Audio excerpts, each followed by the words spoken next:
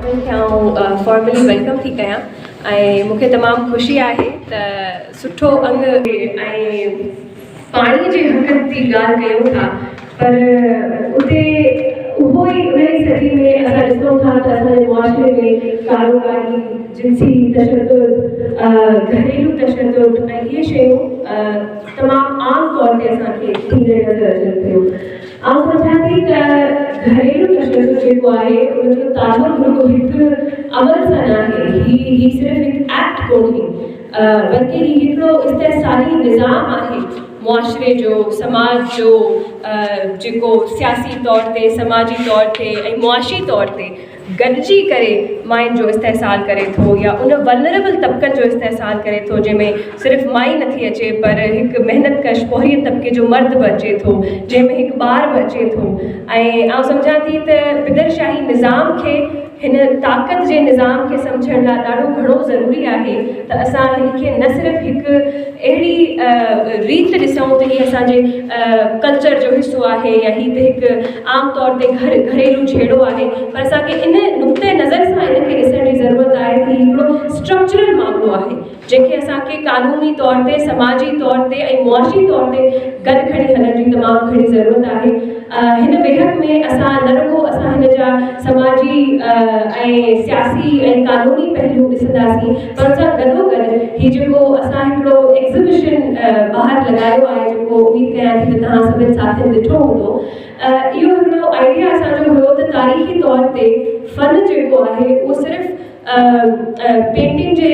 Context में सिर्फ़ु रंगनि जो नालो न आहे, अदब जे कॉन्टेक्स्ट में सिर्फ़ु लिटरेचर में कहाणियुनि जो नालो न आहे, परफॉर्मेटिव आर्ट्स जे कॉन्टेक्स्ट में असां ॾिसूं त सिर्फ़ु उहो रक़्स जो नालो न आहे, पर हिकु मज़हमत जो नालो आहे जेको असांजा जेके समाजी ढांचा आहिनि उन्हनि खे चैलेंज थो करे, उन्हनि खे टोड़े थो। त आउं सम्झां थी कि जेकी ही क्यूरेशन असां कई आहे गॾिजी, मूं ऐं मुंहिंजी वॾी भेण आहे बाजी राबेला, असां गॾिजी सोचियो त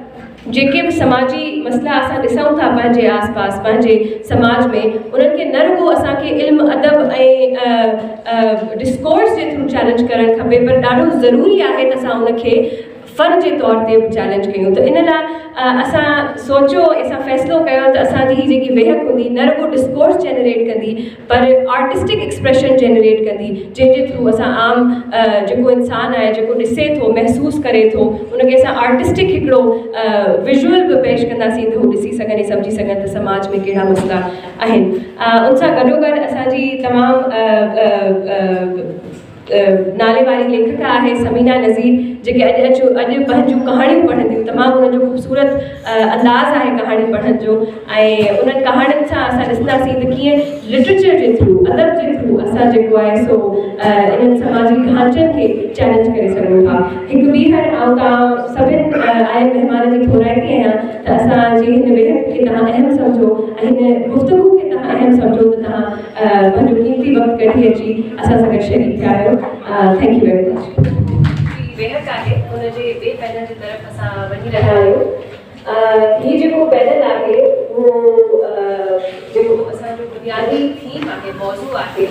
आर्ट, पावर एंड पेट्रियार्की। त उनमें जेको पावर ऐं पेट्रियार्की जो नेक्सस आहे उनजे मथां असां गुफ़्तगू कंदासीं। ऐं दावत ॾियणु चाहींदसि पंहिंजे पैनलिस्ट खे। सभ खां पहिरीं आउं दावत ॾींदसि साईं जावेद चाड़ियो खे, जेके लेखक आहिनि। उनखां पोइ आउं दावत ॾींदसि असांजी सियासी कारकुन आहिनि ऐं प्रेसिडेंट आहिनि डेमोक्रेटिक फ्रंट आलिया बख्शर खे, हू अचनि स्टेज ते। ऐं आखिर में आउं दावत ॾींदसि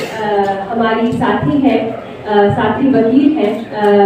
मारिया मलिक, जो खुद प्रोफेसर हैं। उनको दावत देना चाहूँगी कि स्टेज पर आए और हमारा हिस्सा बने।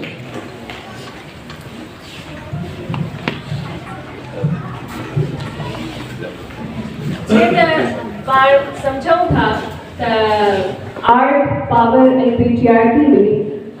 जिथे बि असां पिदरशाही निज़ाम खे ॾिसूं था, जिथे बि असां पिदरशाही निज़ाम जूं शक्लूं ॾिसूं था, त उहो असांखे ख़बर हुजणु खपे त इहो सिर्फ़ु हिकु मर्द जे समाज जो इस्तेहसाल न आहे, पर फिदरशाही निज़ाम गॾु वेहे थो हिकिड़े सरमाएदाराना निज़ाम सां गॾु, हिकिड़े इस्तेहसाली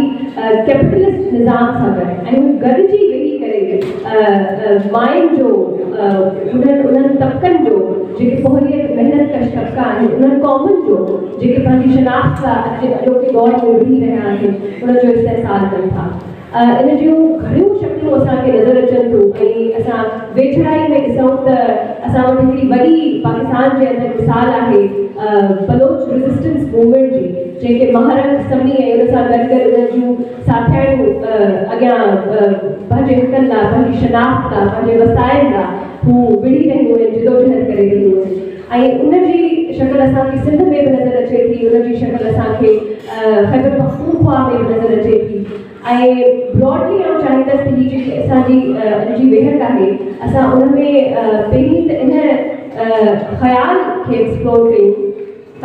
जेको मुंहिंजो पहिरियों सुवाल हूंदो साईं जामी खां, त अक्सर असांखे इहो ॿुधण लाइ मिलंदो आहे त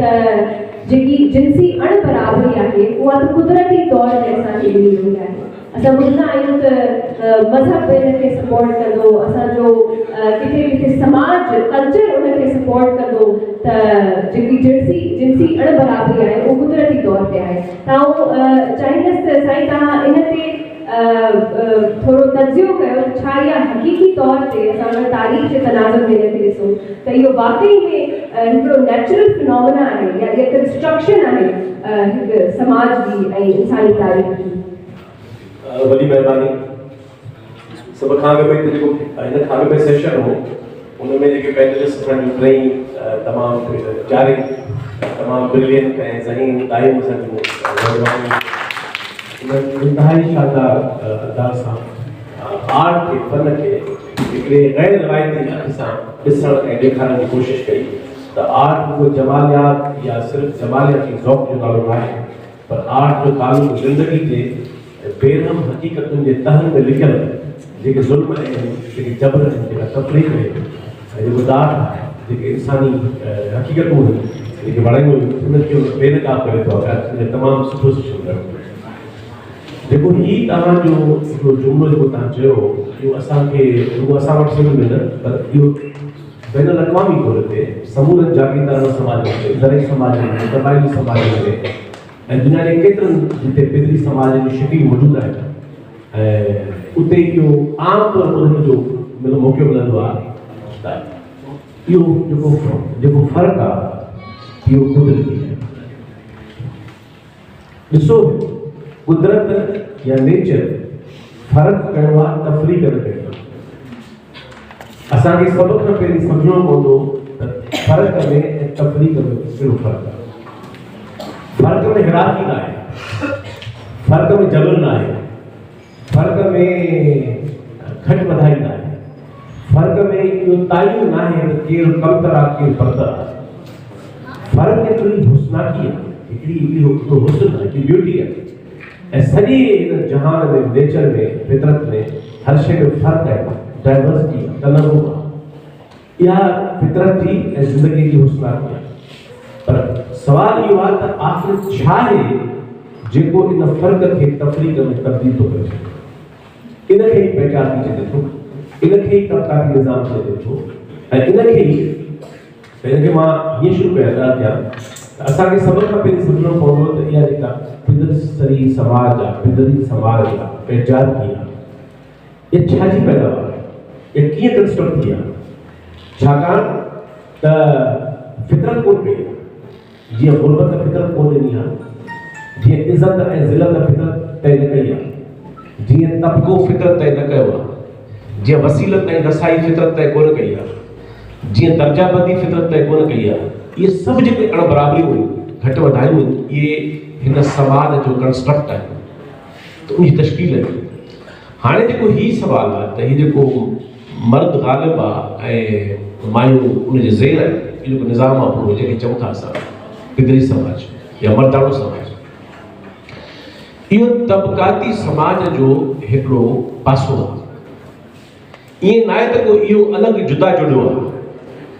जॾहिं इंसानी तारीख़ में जेको माइतो समाज हो, पैट्रियार्कल सोसाइटी खां अॻु में हज़ारे साल इंसान जंहिं समाज में ज़िंदगी गुज़ारी वो माँ जो समाज हो, उनखे माइतो समाज चइबो, मैट्रियार्की चइबो। ऐं मां मिसाल ॾियां त जानवर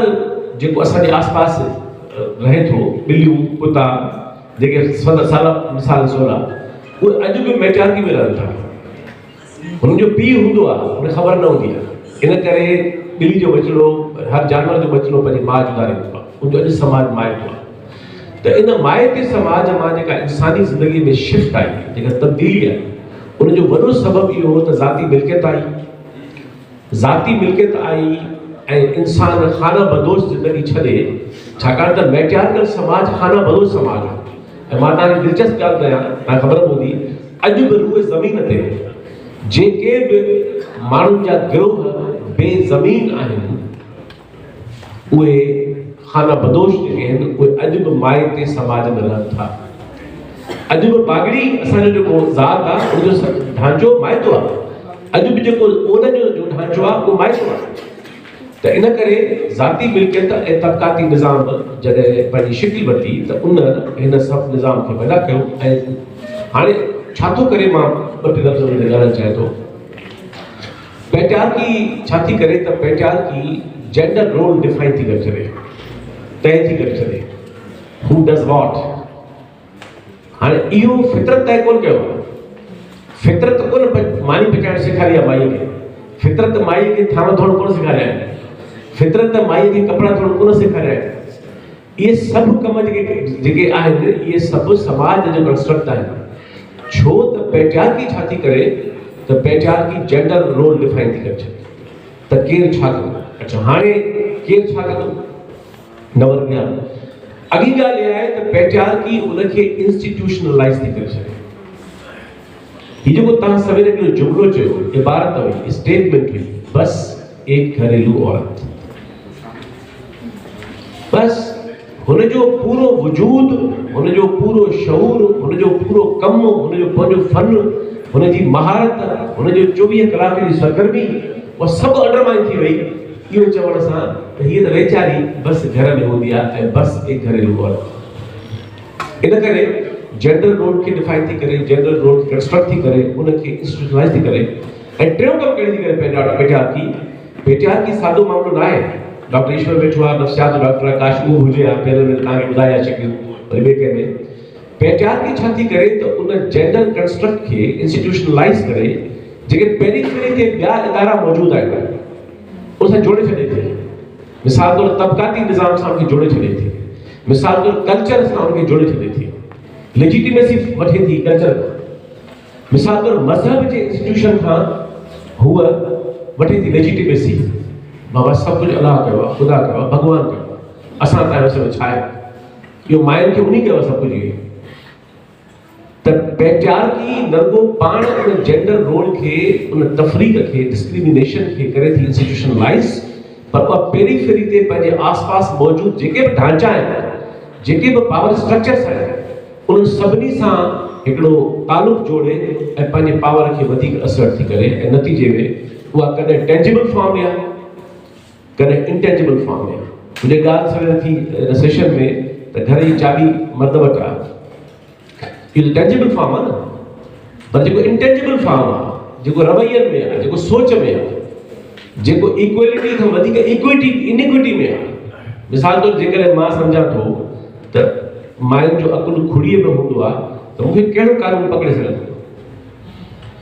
अण बराबरी खे त कानून पकड़े वेंदो, पर ज़हन ऐं सम्झ ऐं रवैये जे तफ़रीक़ खे को बि कानून न पकड़े सघंदो। त इन करे हीउ जेको पैट्रियार्की जो जेको सॼो मामलो आहे, हाणे उहो इज़हार कीअं थो करे। मां आख़िरी ॻाल्हि करे खां पोइ ॿिया करे, उहो इज़हार पंहिंजी वजूद जे डिनाइल सां करे थो। सभ खां पहिरीं हुन खां वजूद खसे थो। मां सवेल पंहिंजे ॿिठे असांजे ॿाराणी में हाणे ज़मानो बदिलिजे पियो, अञा बि ईअं आहे त ॿाहिरां को दर ठकाईंदो त अंदरां हेॾी सारी माई बचनि ॿारनि जी माउ ईंदो, आवाज़ घर में कोई कोन्हे। हेॾी सारी माई हेतिरनि ॿारनि जी माउ या ॿार न पुॼनि सभु खणी, उहो पंहिंजो वजूद रखे थी, उहा अंदरां जवाब थी ॾे, अवा घर में कोई कोन्हे। माना हूअ पाण खे इन क़ाबिल नथी सम्झे त उहा ॿुधाए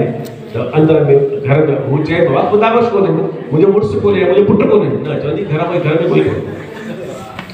त सभ खां पहिरियों नतीजो इहो आहे त हुनजो वजूद कॉम्प्रोमाइज़ आहे, उहो डिनाइल में आहे, उनजे करे उहो वॉइसलेस आहे, उनजी दाग ॿाहिरि नथी वञे। ऐं टी ॻाल्हि त उहा समाजी रुतबे में ज़ाहिर आहे जेका पंहिंजे वजूद में डिनाइड आहे, कॉम्प्रोमाइज़ आहे, त उनखे समाज में कहिड़ी असर कंदी। मुआशी तरह वसीलनि ताईं उनखे रसाईंदा आहिनि, वसीलनि ते उनखे हक़ु न आहे,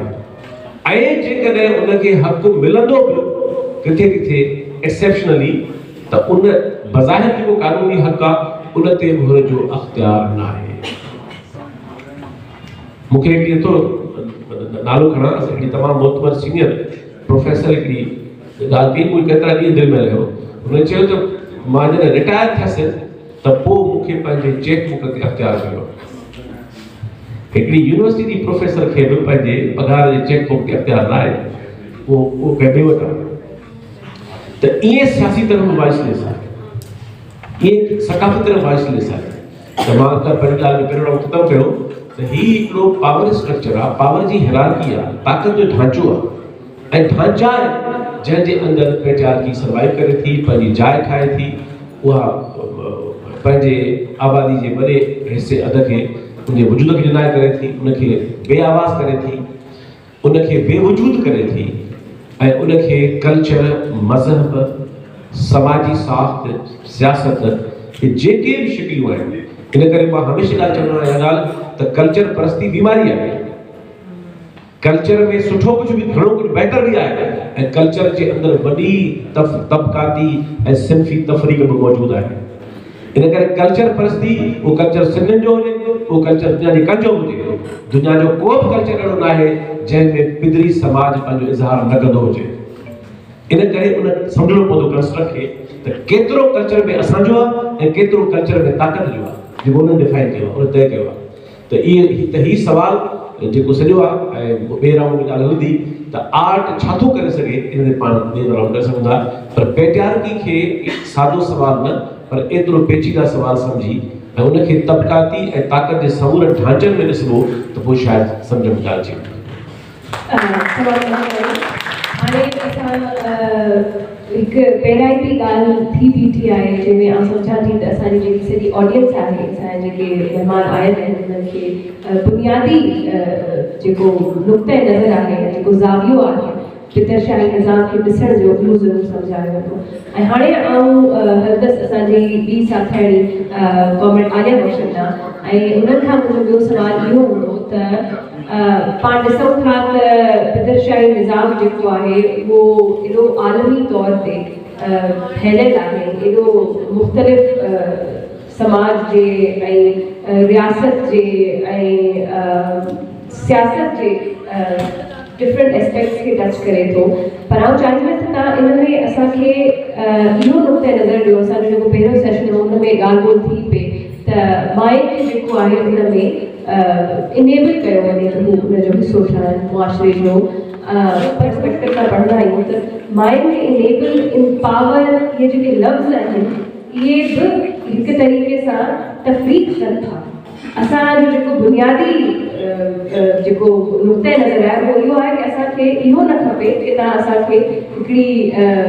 हिसेदारी ॾियो, पार्टिसिपेशन ॾियो, पर असांखे कंप्लीट असांखे स्ट्रक्चरली चेंज करे असांखे हुन में हिसो ॾियो। आउं चाहींदसि त तव्हां इन ते थोरो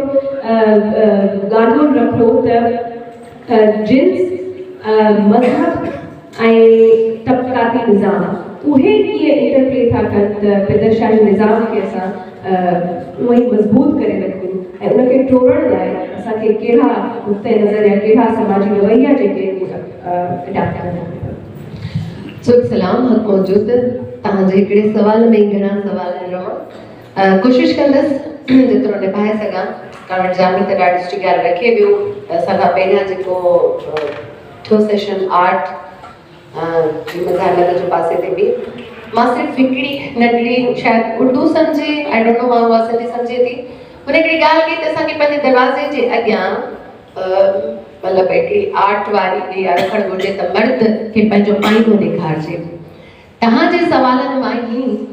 सवाल सिर्फ़ मर्द जे को जेनेटिक्स में नाहे, कावड़ ॻाल्हि रखे पियो त फ़र्क़ु मौजूदु आहे, कुदरती तौर ते फ़र्क़ु मौजूदु आहे। मां औरत आहियां, मां मादा आहियां, कावड़ जामी नर आहे, पर इन फ़र्क़ जी बुनियाद ते अणबराबरी ही सिंफ़ी सवाल आहे। असांजो इहो जेको नैरेटिव जुड़े थो त मर्द जी ही कोई मसइलो आहे जो असांजी ग़ुलामीअ जी शक्ल, हा मर्दाणो समाज, मर्दानी हाकमियत जो समाज, पावर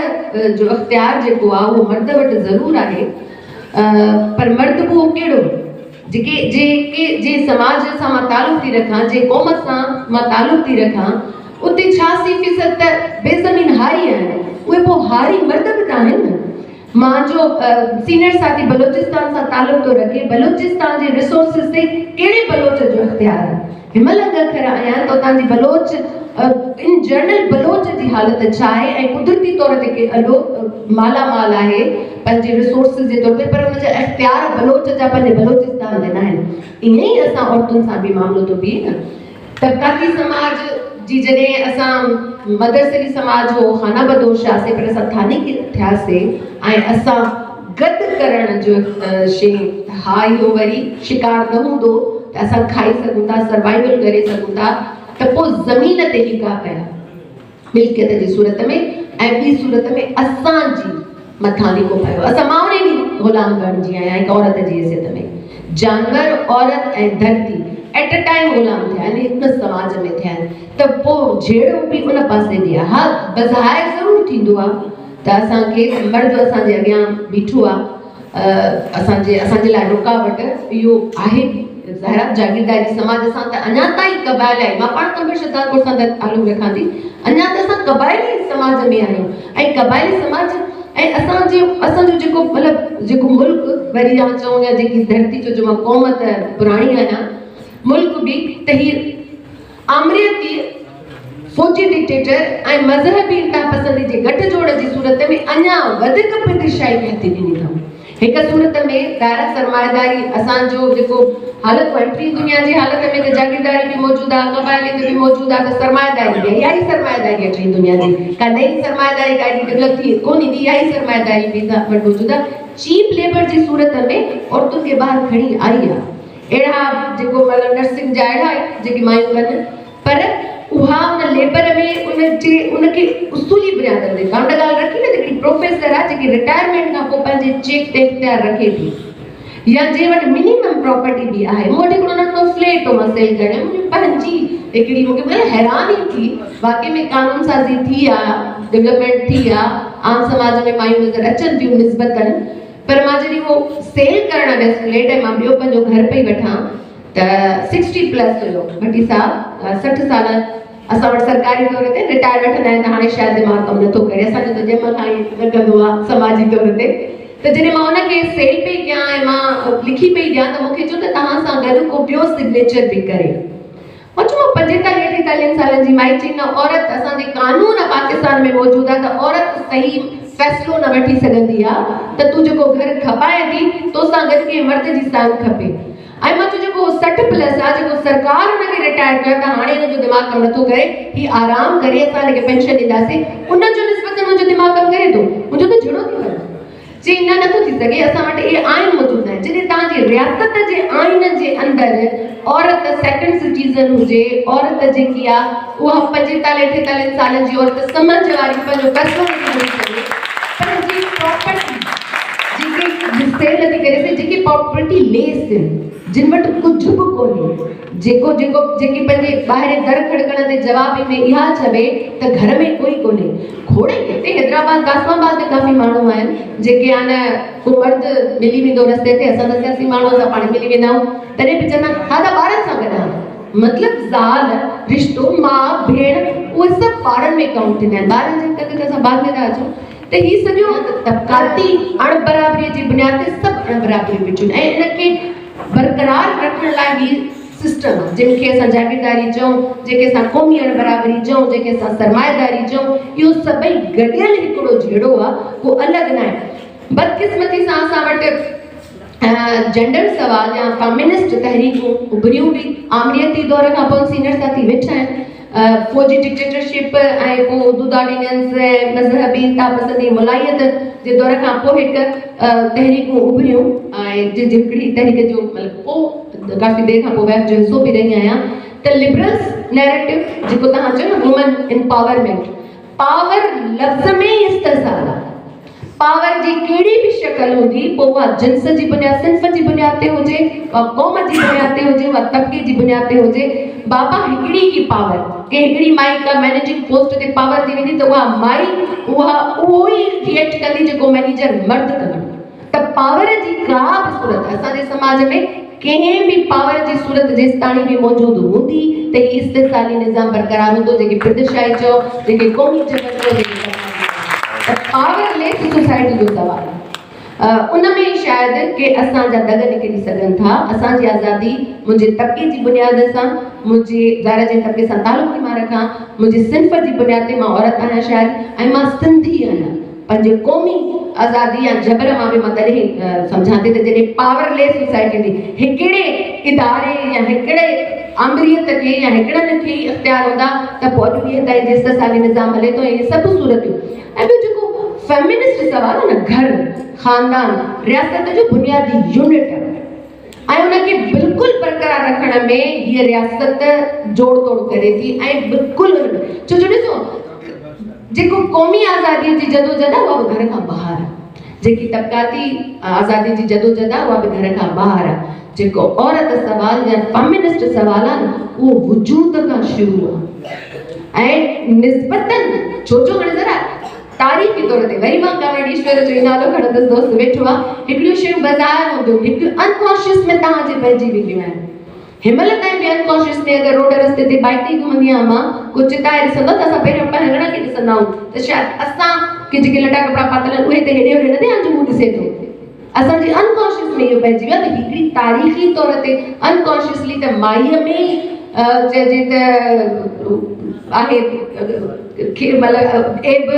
माई कुटल आहे, रेप थियो बि उनजो सबबु इहा ईंदी थी छो असां वटि इहे पासा आहिनि। त इहो अनकॉन्शियस खे बि ड्रोण जे लाइ हिकिड़ो तारीख़ी अमल खपे थो, समाजी ॾाढी तब्दीली इंक़लाब बि अची वञे, क़ौमी आज़ादी बि अचे, बंगाल में अची वई, पर पूरे नैरेटिव खे समाजी नैरेटिव खे चेंज करण लाइ अञा को को ॿियो मां अञा मिटी का बि घणी बिल्कुलु तव्हांजी सही ॻाल्हि आहे। इन ते तमामु सुठो तजियो मौजूदु आहे सिमोन जो, जेका चए थी कि डायलेक्टिकल मटीरियलिज़म जे कॉन्टेक्स्ट में असां ॾिसूं था त असां वटि हिकिड़ो पिदरशाही निज़ाम जो नुक़्ते नज़र आहे जेको थीसिस आहे, उनखे एंटी थीसिस ॾिए थी असां वटि जेके बि मूवमेंट्स वेंदियूं आहिनि फेमिनिस्ट मूवमेंट्स, ऐं पोइ उनजो सिंथेसिस जेको थिए थो उहो अॼोकी अहिड़ा डिस्कोर्सिस आहिनि, अहिड़ी प्रोडक्शन ऑफ आर्ट आहे जेकी डिसाइड कंदी कि असांजो जेको ईंदड़ वक़्तु हूंदो उहो जिन्सी अणबराबरी में किथे बीहंदो हुई, केतिरो बराबरि हूंदो। अब हम अपनी अगली पैनलिस्ट जो है हमारी जो बुनियादी तौर पे वकील है और हमारा जो ये मौजू था आर्ट पावर एंड पेट्रियार्की, वो इंस्पायर्ड इससे था कि घरेलू तशद्दुद किस तरह से होता है और उसकी क्या क्या शक्लें मौजूद हैं मुआशरे के अंदर। मैं चाहूँगी मारिया कि आप क्योंकि एक वकील हैं और एक कानूनदान हैं, तो मैं चाहूँगी कि आप हमें लीगल एस्पेक्ट से हमें आगाह करें कि सिंध के अंदर और पाकिस्तान के अंदर क्या हमारे पास स्ट्रक्चरल प्रोटेक्शन मौजूद हैं कि हम जो घरेलू तशद्दुद है, जो जिनसी तशद्दुद है, उसके खिलाफ आवाज़ उठा सकें और वो किस किस शक्ल में हमें प्रोटेक्शन हासिल है। क्योंकि हमें पता है कि 2013 में तो कानून बना, लेकिन उसके बाद बहुत अमेंडमेंट्स आ चुकी हैं और उसकी जो इंटरप्रिटेशन है of the word domestic violence वो बहुत ज़्यादा अपडेट हो चुकी है। अस्सलाम वालेकुम and first of all thank you so much for inviting me. इस मौजू के ऊपर बात करना इस वजह से बेहद ज़रूरी है बिकॉज जब 2013 में ये लॉ इनैक्ट हुआ सिंध में, domestic violence prevention and protection act 2013, उसके बाद से 2025 तक हम देखते हैं यूँ तो हज़ारों की तादाद में रोज़ाना डोमेस्टिक वायलेंस के केसेस पाकिस्तान की औरतें और वल्नरेबल तबका फेस कर रहा है, लेकिन महज चंद 100 केसेस आज तक डोमेस्टिक वायलेंस लिटिगेशन में हमारी कोर्ट में रिपोर्ट हुए हैं। हमारे वल्नरेबल तबके को और हमारी औरतों को अपने वो राइट्स और अपनी वो प्रोटेक्शंस, वो 2013 का लॉ जो हमने आज़ादी हासिल करने के 50 साल बाद जाकर औरत की इस वनरेबिलिटी को रिकग्नाइज कर डोमेस्टिक वायलेंस का एक एक्ट हमने इनेक्ट किया था, उसकी जो प्रोटेक्शंस ग्रांट की गई थी वो औरत को आज तक या वनरेबल तबके को, हमारे चाइल्ड को या फिर और भी जो प्रोन टू डोमेस्टिक वायलेंस है उसको बताई ही नहीं गई है कि आपके पास ये रेमेडीज मौजूद हैं, और अगर आप ऐसी सिचुएशन के अंदर मौजूद हैं तो आपने किस गवर्नमेंटल अथॉरिटी को, आपने किस एडमिनिस्ट्रेटिव अथॉरिटी को कांटेक्ट करके आपने प्रोटेक्शन इमीडिएटली सीख करनी है। द वेरी रीजन हमारे पास आज बहुत लिमिटेड केसेस रिपोर्टेड हैं। तो इट इज़ वेरी इंपॉर्टेंट कि हम इस चीज़ के ऊपर बात करें और लीगल फ्रेमवर्क के ऊपर बात करें। अगर हम लीगल फ्रेमवर्क के ऊपर बात करें कि पाकिस्तान के अंदर डोमेस्टिक वायलेंस का कौन सा रिजीम मौजूद है और हमारे पास कौन से एस्पेक्ट्स मौजूद हैं, इंटरप्रिटेशन एंड रेमेडीज, हमारे पास बेसिकली दो रिजीम्स मौजूद हैं। एक है हमारे पास फेडरल रिजीम कि हमारे पास फेडरल में कौन से लॉज हैं, और उसके बाद हमारे पास सेकेंड रिजीम है कि हमारे पास प्रिवेंशन लॉज कौन से हैं। अगर हम फेडरल रिजीम के ऊपर बात करें तो हमारे पास कॉन्स्टिट्यूशन ऑफ पाकिस्तान में फंडामेंटल राइट्स के चैप्टर में हमें आर्टिकल 9 हमें right to life and quality of life equally enjoy करने का राइट देता है, प्लस हमारा आर्टिकल 14 हमें राइट टू डिग्निटी देता है, एंड प्लस हमारा आर्टिकल 25 हमें right to equality of citizens देता है। Why it is important? Because जब हम लोअर कोर्ट्स में जाते हैं तो लोअर कोर्ट्स में हमारे डोमेस्टिक वायलेंस के केसेस को घर का मसला कहकर ट्रीट किया रिजीम में नहीं देखा जाता, ऑफेंस के रिजीम में नहीं देखा जाता, बल्कि उसे एक सिविल और फैमिली मैटर करके डील किया जाता है। द वेरी रीजन हमारे पास इसके फंडामेंटल राइट्स मौजूद है कि जब हमारी डोमेस्टिक कोर्ट्स, हमारी जो हमारी लोअर कोर्ट्स है वो इस मैटर को इतना लाइटली ट्रीट करें, तो हमारे पास ऑप्शन मौजूद है फॉर अ कॉन्स्टिट्यूशनल पिटीशन कि हम कॉन्स्टिट्यूशनल पिटीशन फाइल कर सकते हैं इन द हाई कोर्ट, और हम वहां पर अपने ये राइट जाके इन्वोक कर सकते हैं कि हमारे ये राइट्स कॉम्प्रोमाइज हो रहे हैं, जो कि फिर हाई कोर्ट्स जो है वो गाइडलाइंस देती हैं टू द लोअर कोर्ट्स की इन केसेस को राइट लॉस के अंदर रिपोर्ट किया जाए और इनको फर्दर जो है वो रेमेडीज प्रोवाइड की जाए। First thing first. इसके बाद हमारे पास सेकेंड रिजीम हमारे पास प्रिवेंशन लॉस की सूरत में मौजूद है। हमारे पास domestic violence prevention and protection act 2013। इसके अंदर मुख्तलिफ किस्म के डोमेस्टिक वायलेंस के कॉन्सेप्ट्स को नोट किया गया है। सिर्फ और सिर्फ फिजिकल वायलेंस हमारी डोमेस्टिक वायलेंस की टाइप नहीं है। हमारा section 5 of the domestic violence act हमें प्रोवाइड करता है कि आपकी फिजिकल वायलेंस प्लस आप जो एक औरत के ऊपर साइकोलॉजिकल और इमोशनल वायलेंस कॉज कर रहे हो, उसको तलाक देने की सूरत में कि हम आपको तलाक दे देंगे अगर आपने हमारा ये काम पूरा नहीं किया, या अगर आपने हमारी नाजायज डिमांड्स पूरी नहीं की, या आपने घर के वो काम नहीं किए, या आपने फॉर एग्जाम्पल आप जो भी गेम देना चाहते हो वो सारी चीज़ें। इसके अलावा आप उसको घर से निकालने की धमकी दो, आप उसको उसकी करियर डेवलपमेंट से रोकने की धमकी दो, आप किसी भी तरीके से उसके ऊपर साइकोलॉजिकल और इमोशनल अब्यूज कॉज कर रहे हो, this is also an offence under the domestic violence and a very well recognised offence. Plus we have another type of offense which is the economic violence, and I think this is the most relevant today कि आज के दौर में हमें basically allow किया जाता है कि the woman is allowed to work, the father is a great personality because he allowed his daughter to work, जबकि allow की टर्म हमारे पास कानून में मौजूद नहीं है। कॉन्स्टिट्यूशन ऑफ पाकिस्तान जो आपको इक्वालिटी का राइट दे रहा है वो इक्वालिटी का राइट हमें भी दे रहा है। जहाँ से आप इक्वालिटी ले रहे हो वहीं से हम इक्वालिटी ले रहे हैं, तो वी आर इक्वल। तो इस मामले के ऊपर इकोनॉमिक वायलेंस के ऊपर हम ये बात करना चाहते हैं कि औरत के फाइनेंसेस को कंट्रोल करना, कि वो अर्न कर आ रही है तो आप डिसाइड करोगे कि उसको स्पेंड कैसे करना है। आप उसे डिसाइड नहीं कर सकते, आप उसको किसी मामले में कोर्स नहीं कर सकते, आप उसको करियर डेवलपमेंट से नहीं रोक सकते, आप उसको जॉब से नहीं रोक सकते, और अगर आप इस किस्म की कोई भी ऑफेंस कमिट करते हैं तो वो इकोनॉमिक वायलेंस में फॉल करता है। And the last but most important कि आज हम एक टेक्नोलॉजिकल दौर में खड़े हैं जो कि डिजिटली इन्फ्लुएंस दौर है, और इस दौर के अंदर क्राइम करने के तरीकेकार चेंज हो चुके हैं, मुख्तलिफ हो चुके हैं, और डोमेस्टिक वायलेंस का जो अब तरीकेकार इख्तियार किया जा रहा है by the partners, by the perpetrators of the domestic violence, वो है cyber domestic violence. The United Kingdom and the New Zealand are the I think first countries जिन्होंने इस टर्म को रिकॉग्नाइज किया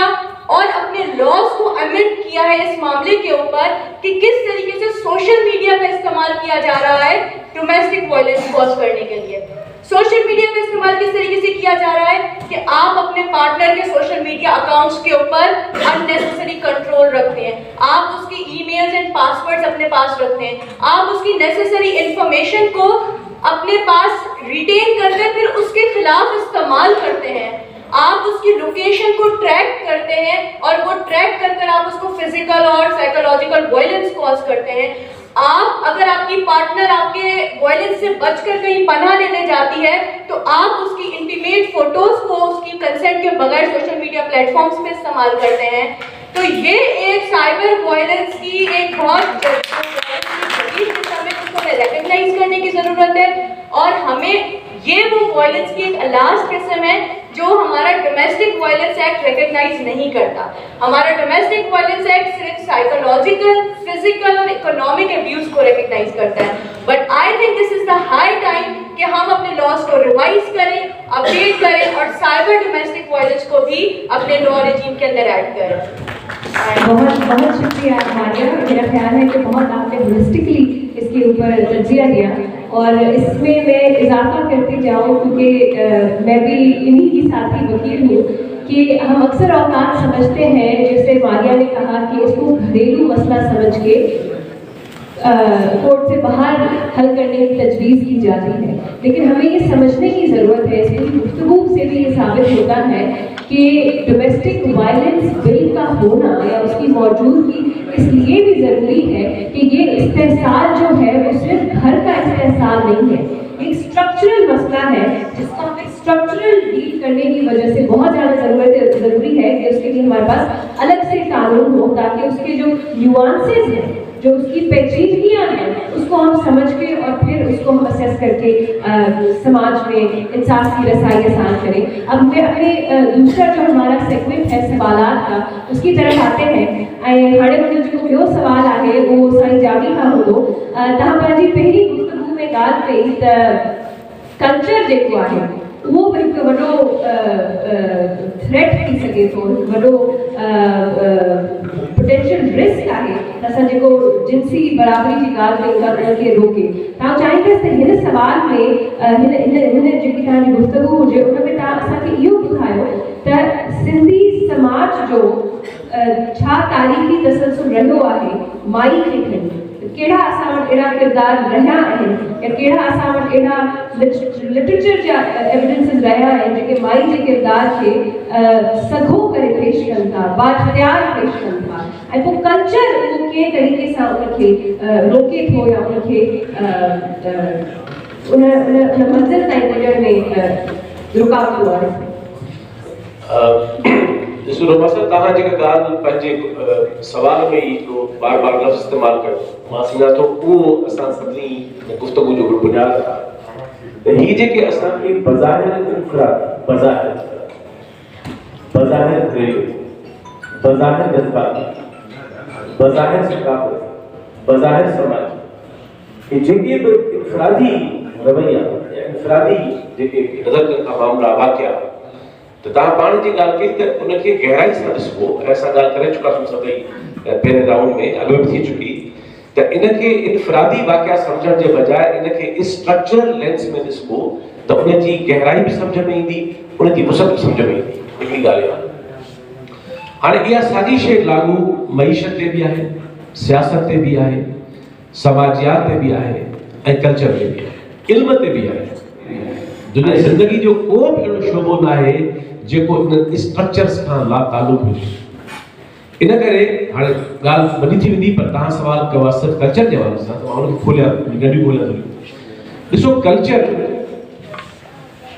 वॾी अॻु में बि अशोथामा डॉक्टर हुयो, नूर असांजे बालाजी साहिबु, सुरेश साहिबु हुयो, असां ॾाढी उते कचहरी कई निभारियो। आम तरह जेको नेशनलिज़म आहे वो छा थो करे त पंहिंजी हर शइ खे करे थो रोमेंटिसाइज़, रवायती नेशनलिज़म छा थो करे त पंहिंजी हर गिरोही शइ खे रोमेंटिसाइज़ करे थो ऐं चए थो हर ख़तरो ॿाहिरां थो अचे, हर ख़तरो ख़ारिजी आहे ऐं असांजो पंहिंजो सभु सिस्टम ठीकु आहे, असां वटि का ख़राबी कोन्हे, असां अज़ीम क़ौम आहियूं, असांजो समाज अज़ीम आहे, असांजो कल्चर अज़ीम आहे, असांजी तारीख़ अज़ीम आहे, असांजी हर शइ अज़ीम आहे। इहो जेको हर शइ पंहिंजी खे अज़ीम सम्झण जो जेको रोमांस आहे इहो तमामु ख़ुदि ग़रीबी वारो आहे, इहो डिस्टॉर्शन ते मबनी आहे ऐं इहो हिकिड़ी ग़लति तशरीह थो करे शयुनि जी। इन करे जेका मूं सवेल ॻाल्हि कई त कल्चर, लफ़्ज़ कल्चर किथां निकितो आहे? कल्चर निकितो आहे कल्टीवेशन मां। कल्टीवेशन जो माना जो मतिलबु थियो त जहिड़ो तिर्ज़े पैदावार हूंदो कंहिं समाज जी साफ़ हूंदी पैदावारी, उनजो कल्चर उतां तश्कील थींदो। कबायली समाज जो कल्चर ॿियो हूंदो, ज़रई समाज जो कल्चर ॿियो हूंदो, सनती समाज जो कल्चर ॿियो हूंदो, पोइ मॉडर्न कल्चर ॿियो हूंदो, पोस्ट मॉडर्न कल्चर ॿियो अची वियो आहे, मेटा कल्चर मॉडर्न अची वियो आहे ज़मानो। त इन करे कल्चर खे इहे सम्झणु त कल्चर का ज़बरदस्त शइ आहे, सिर्फ़ु बहितरीनु शइ आहे, प्यार करण जी शइ आहे, न, कल्चर बि हिकिड़ो सोशल कंस्ट्रक्ट आहे। ऐं इहो कीअं मुमकिन आहे त को सोशल कंस्ट्रक्ट हुजे ऐं उहो पंहिंजे दौर जे या इंसानी समाज जे जेका सिन्फ़ी, तबक़ाती ऐं ताक़त ऐं जबर जे ऐं तफ़रीक़ जे समूरनि दायरनि ऐं स्ट्रक्चर्स खां लातालुक़ हुजे, इहो नाहे मुमकिन। इन करे असांखे कल्चर जे सवाल, इन सवाल ते मूं अॻ में काविश में 10-12 मज़मून लिखिया हुआ, पूरी सीरीज़ लिखी कल्चर जे मुख़्तलिफ़ पासनि ते, दोस्तनि पढ़िया हुआ कि न। त मां इन ॻाल्हि ते अचां त कल्चर खे असांखे ॾिसणो पवंदो क्रिटिकल लेंस सां, त कल्चर में छा सुठो आहे जेको इंसान दोस्त आहे, जेको इंसाफ़ दोस्त आहे, जेको इंसान जे वजूद खे तस्लीम थो करे, उनखे सगारो थो करे, बराबरी ते ॿधल आहे। ऐं कल्चर में छा कुझु उहो आहे जेको सिन्फ़ी तफ़रीक़ ते आहे, तबक़ाती तफ़रीक़ ते आहे ऐं पावर ऐं जबर जी सां ॻंढियल आहे। इन करे हिकिड़ी ॻाल्हि आहे कल्चर जी। हाणे तव्हांजी ॻाल्हि जो आख़िरी पासो त असांजी सिंधी सोसाइटी, हाणे जीअं त हिते मौज़ू आर्ट आहे, इन करे मां चाहींदुसि त इनखे मां ज़रूरु टच कयां, मिसाल वठी आहे टाइम बचाइण जे लाइ। आर्ट खे हिकिड़ी अहिड़ी सबक़त हासिलु आहे जेका ॿियनि शोबनि खे न आहे। कहिड़ी? आर्ट समाज जे तब्दीली खां अॻु में अपीयर थींदो आहे। मिसाल तौर समाज न सम्झी सघंदो पर आर्ट सम्झी वेंदो, समाज कोन ॾिसंदो, आर्ट ॾेखारींदो, समाज महसूस न कंदो, आर्ट महसूस कराईंदो। त आर्ट खे अच्छा समाज जी यादि में, मेमोरी में, इमेजिनेशन में शइ न हूंदी, पर तख़य्युल जेको आर्ट जो आहे उहो शयुनि खे प्रेज़ेंट करे सघे थो। मां मिसाल ॾियां, भला सोणी जो मिसाल, सोणी, हलो त पुछो सोणी, जाकर ॼाणे नीं, जंहिंखे रातो ॾींहुं बिहारी मननि।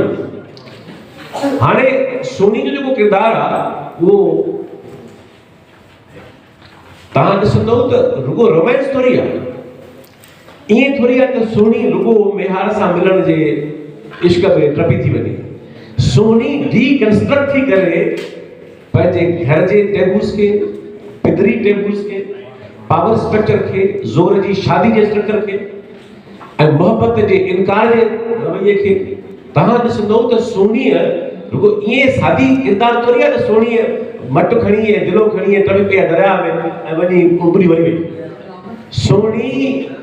जेके बज़ाहिर नाकामी आहे त उहा ॿिया सां मिली कोन सघी, दरिया में उॾी वई, पर सोनीअ कामयाबियूं कहिड़ियूं हासिल कयूं? जंहिंखे नाकामी सम्झी ॾिठो त तव्हां ॾिसंदो त सोनीअ खे जो किरदारु जेको आहे उहो सभ खां अॻु में सोनी तय थी करे त मूंखे कंहिंसां मोहबत करणी आहे। ख़ानदान तय न कंदो, कल्चर तय न कंदो, पीउ तय न कंदो, माउ तय न कंदी, हुनखे हू तय कंदी। हलो, ऐं सोनीअ में हिकिड़ी करेज आहे। तव्हां इमेजिन त करे सघो था न त सोनीअ खे कहिड़ा ताना मिलिया हूंदा, सोनीअ खे छा छा रसणो पियो हूंदो। कचो घड़ो त काफ़ी न हो न, निरान रखियुसि, कचे घड़े खां सवाइ जेके शयूं पकियूं हुयूं, पर सोनीअ उन्हनि खे मुंहुं ॾियणु, उनखे जवाबु ॾियणु, उनखे रद्द करणु ऐं पंहिंजे वजूद खे असर करणु। ऐं तव्हां ॾिसो सोनी सभई पंहिंजे दौर जा सकाफ़ती, समाजी कंस्ट्रक्ट, जेके इमोशनल कंस्ट्रक्ट आहिनि, टेबूज़ आहिनि, उहे टोड़े पंहिंजे वजूद खे अॻियां वठी थी वञे। इहो आर्ट थो करे न। लतीफ़ साईं जे समाज ज़माने जो अॻली सदी जो अॼु समाज कोन थो करे त तॾहिं छा कंदो हूंदो? अॼोकी सिंधी छोकिरी कारी करे मारी वञे थी, माई कारी करे मारी वञे थी, बलूचिस्तान जी हिकिड़ी बहादुर हिकिड़ी औरत जंहिंखे पंहिंजो भाउ ऐं पीउ हिन साल ई क्लिप आई ऐं हुनजो वकार छा हो, हुन पंहिंजे भाइरनि खे चयो त मूंखे मुंहं में गोली न हणिजो ऐं मुंहिंजो चहिरो मसक न कयो। हुन सॼे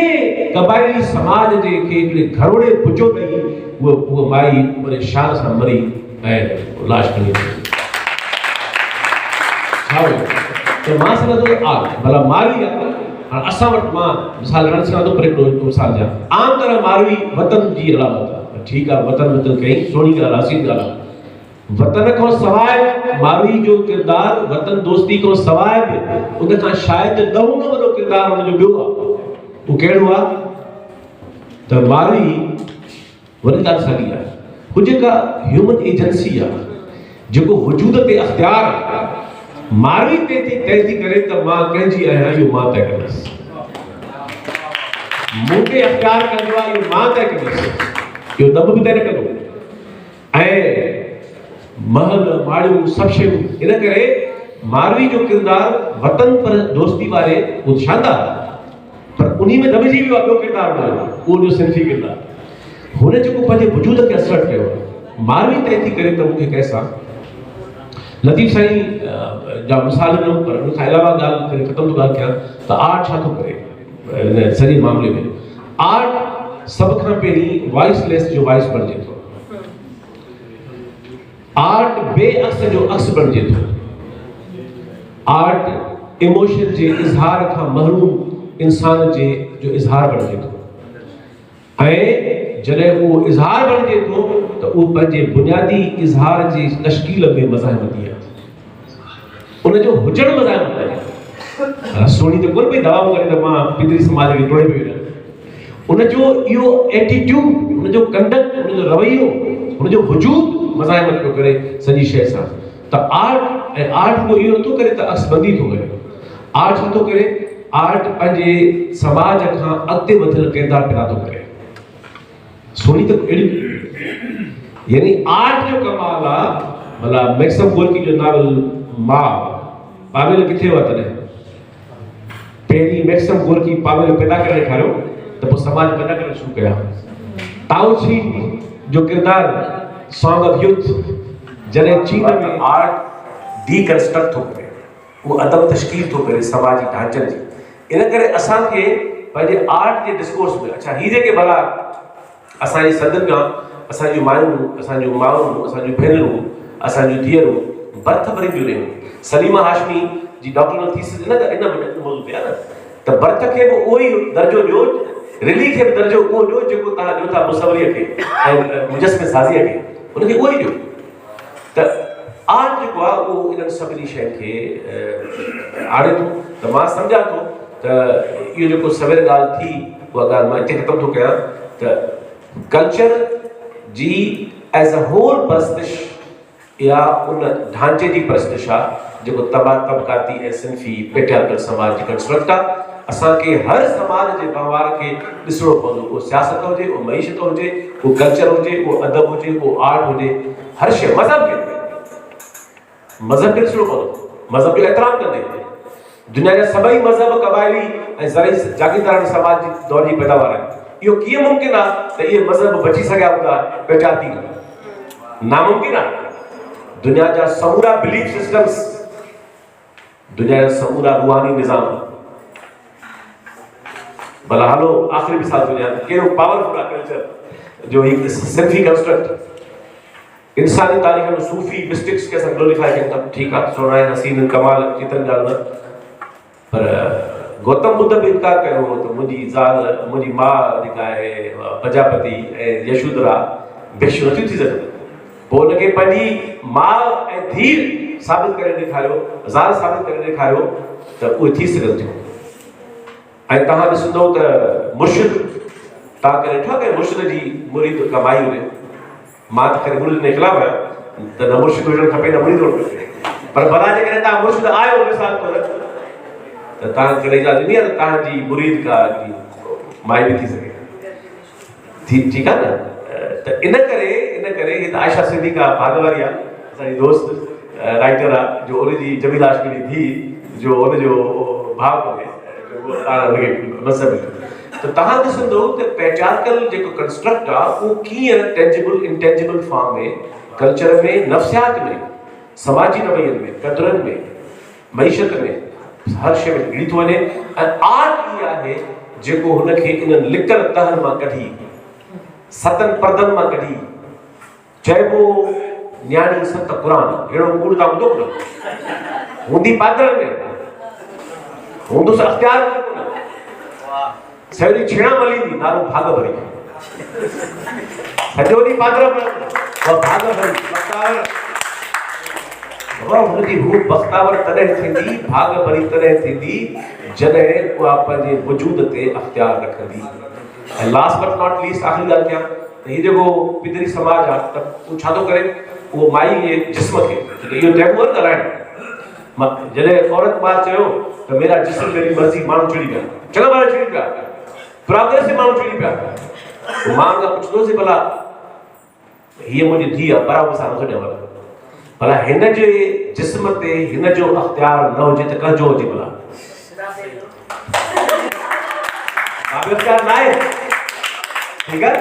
त इहो जेको समाज चिड़ी पियो पए अच्छा मेरा बाबा मुंहिंजो जिस्म त मर्द खे पंहिंजे जिस्म ते अख़्तियार हुनखे न आहे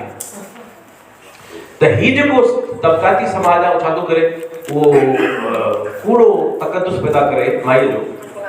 कूड़ो तकदुस सत क़ुर माई हूंदी बदर इन करे या त उनखे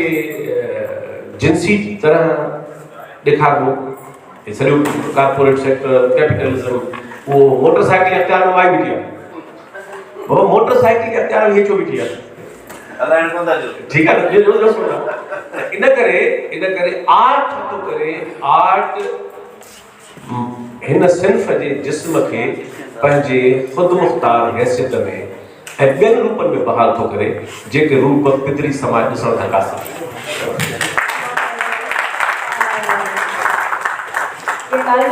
सही आहे त जीअं असां अगरि पोस्ट इंडस्ट्रियल सोसाइटीज़ खे एसेस कयूं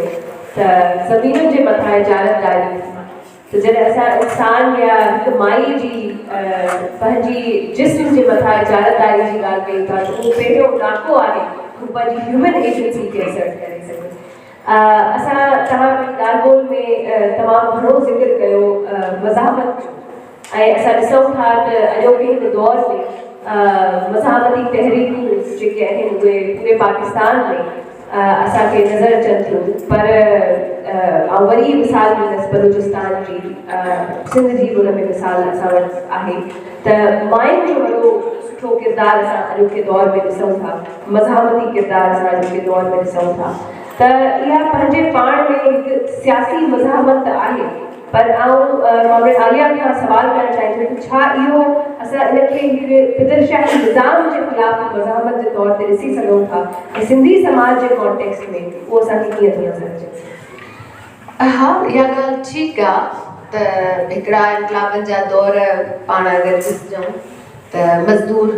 तहरीकूं तमामु सघारियूं रहियूं पोइ ॾिठोसीं शागिर्द तहरीकूं तमामु सघारियूं रहियूं ऐं हाणे दुनिया में ॾिसूं था त औरत अॻुवाणनि जूं जी बुनियाद ते उहे तहरीकूं तमामु घणियूं सघारियूं ऐं अॻिते वधियल आहिनि ओवरऑल समाज ते नथी वञा पूरी दुनिया में मतिलबु हिकिड़ो नओं वर्ल्ड ऑर्डर जी सूरत आहे जंग आहे ऐं जंग मां सभ खां वधीक औरत ई लोड़े थी हर क़िस्म जी जंग खां उहा घर जी जंग हुजे जेको डोमेस्टिक वायलेंस पहिरियों त डोमेस्टिक वायलेंस त मां हिनखे सम्झंदी न आहियां घरू तशदुद न आहे इहो समाजी तशदुद आहे इहो घरू मसइलो न आहे इहो समाजी मसइलो आहे त ईअं ई पूरो समाज मतिलबु जंग जी हिकु नई सूरतुनि में वरी डॉलर जी रेल पेल आहे प्रॉक्सीज़ आहिनि उहो हिकिड़ो वॾो फिनोमेना आहे हिन सॼे जे आख़िरी नतीजे में लोड़े माई थी पाण ॾिसूं फ़लस्तीन में बि जेको कुझु थिए पियो ऐं बलूचिस्तान में जेको कुझु थिए पियो हर इंतहा खां पोइ हिकिड़ो जहिड़ो मौजूदु आहे मतिलबु उहो मुमकिन आहे त असां जेको समाज जी अधाबादी आहियूं इन पूरे समाज खे जोड़ण लाइ मतिलबु जीअं सुबुह साथियाणी ॻाल्हि कई न त घर जो कमु मतिलबु घरू औरत घर जो कमु इन कम ते ई समाजी कमु बीठो आहे न अगर मां पाकिस्तान में चवन था कि 10 करोड़ 4 करोड़ के 10 लख और तू सिर्फ हाउस वाइफ है, मां भी कंहिं दौर में इहो ई चवंदी हुअसि जॾहिं अमर सिंध वारनि सां गॾु बहस पिया त चई तव्हां छा कंदा, मां चयो कुझु बि न आहियां कंदी। वो सोचींदी सभिनीनि खां अॻु में मां उथां थी ऐं सभिनीनि खां आख़िर में मां सुम्हां थी ऐं ॾाढा हथ बि सख़्तु थी विया आहिनि, कयां कुझु कोन थी त मां 24 आवर वर्क करां पर पेड न आहियां, पैसा मूंखे नथा मिलनि। हे असांजो हारियाणी पोरियो कनि थियूं ज़मीन ते वॾेरे जी ज़मीन वटि ऐं ॾिसंदव ख़ैबर पख्तूनख्वा में त सभ खां वधीक हारियाणी माई आहे, छो जो मर्द या त ओमान वेला ॿाहिरि वेला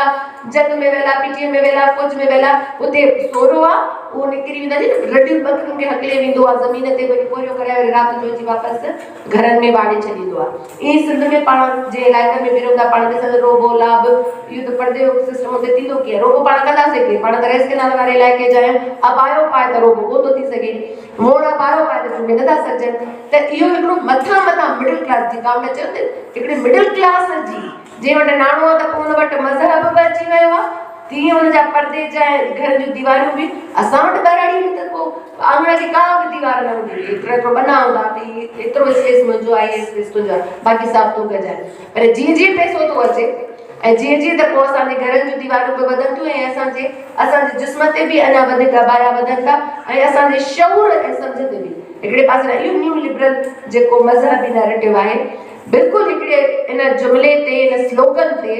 मज़ाहिमत जो एॾो थी वियो जो हर घर में पियो जुड़ो हले त मुंहिंजो जिस्म मुंहिंजो मर्ज़ी, मतिलबु मुंहिंजे जिस्म में ही समाज औरत खे इन पूरे जिस्म में सिर्फ़ु हुनजो सेक्सुअल पार्ट थो सम्झे त हू अगरि इख्तियार चाहे थी त सिर्फ़ु इन ते थी चाहे, मां हिन पूरे जिस्म में घणियूं शयूं आहिनि, हिन जिस्म में एहसास आहिनि, हिन जिस्म में सम्झा सोचा मां पढ़णु छा थी चाहियां मां करणु छा थी चाहियां, सिर्फ़ु सेक्सुअलिटी न आहे। पर असांजे समाज में जी साथियाणी चई त ॾाढो इंस्पायर थी हुई हिकिड़ी टी दुनिया जी ख़ातून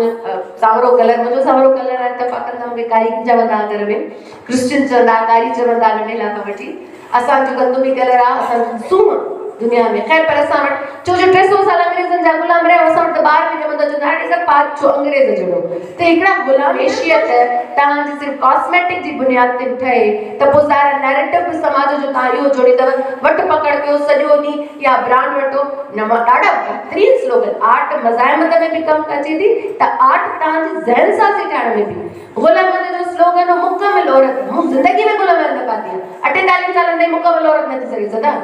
अहिड़ा स्लोगन्स बि आहिनि ऐं पोइ माण्हू चवंदा त मुकमिल औरत थियणो मूंखे गुलामत जो वॻो पाइणो,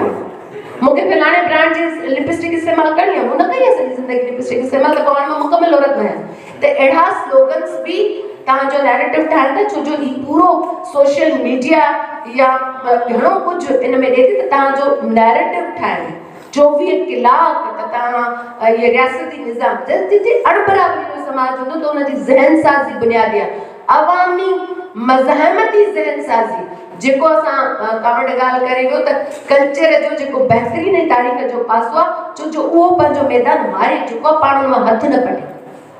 उहो सियासी वर्कर जी सूरत में बि पाण हथ न पटे, उहो काफ़ी अहिड़ा स्लोगन आहिनि हाणे खां लवाईंदा आहियूं, हा ठीकु आहे रियासती जबर मौजूदु आहे इन खां इनकार कोन्हे, अॼु सिर्फ़ु कल्चर डे मल्हाइण जे लाइ हा कल्चर ते कावड़ ॻाल्हायो मां बि उन ते भले सां ॻाल्हाईंदमि, 150 नौजवाननि ते टंडुजाम यूनिवर्सिटीअ में FIR थी आहे, मुंहिंजी सकाफ़त खे मां पंहिंजी सकाफ़ती ॾिहाड़ो मल्हाइण ते हाणे ॾोही आहे छो जो तव्हांजो कल्चर तव्हांजी हिस्ट्री जूं चङियूं शयूं तव्हांजी मज़ाहिमत जूं चङियूं शयूं उहे अगरि तव्हांजी मेमरी में हूंदियूं त पोइ तव्हां असांजी ग़ुलामी खे एक्सेप्ट कोन कंदा, तव्हांजी हुन मेमरी मां उहो डिलीट करिणो आहे। दुनिया पंहिंजो हिस्टोरिकली शयुनि खे बचाईंदी आहे, असां हथ सां ड्राईंदा आहियूं, हैदर मंज़िल ड्राए छॾीसीं, असां हैदर जो करे बूटनि जो दुकान खोलियोसीं,